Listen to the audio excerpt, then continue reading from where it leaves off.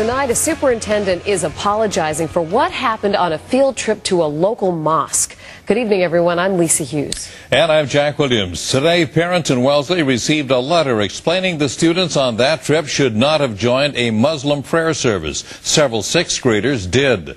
Christina Hager joins us live, and Christina, school leaders admit, well, that was a mistake.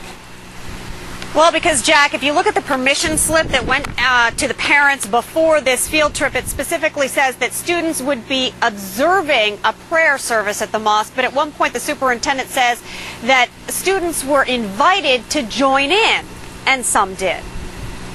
Not your typical sixth grade field trip location, but last May's visit to the Islamic Society of Boston was part of a social studies course on religion. This is video one mother took while chaperoning.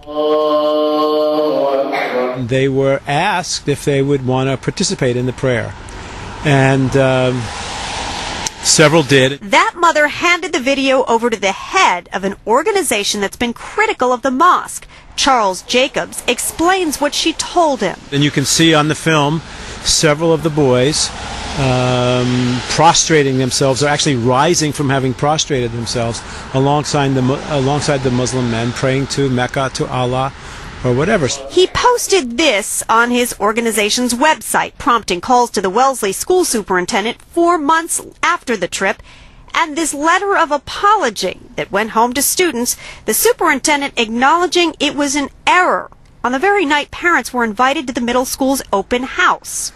Do you think that at all crossed the line during a school activity? I'm fine with that. I think praying is a great thing to do, and if your child learns a different prayer, I think it's all the same. I can certainly see why the clergy at the mosque would invite them, and it's kind of what they're there for. It's what they do.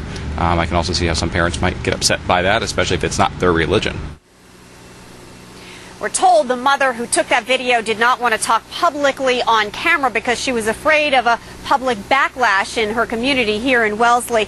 The superintendent tells me, despite her letter of apology, the school does plan to go ahead with its usual field trip to a mosque with the sixth grade this spring. But she says she'll make sure the teachers know not to let the students participate in those religious activities. Jack? All right, Christina, thank you. By the way, we should point out that Wellesley students also visited a Jewish synagogue. They attended a gospel music performance, and they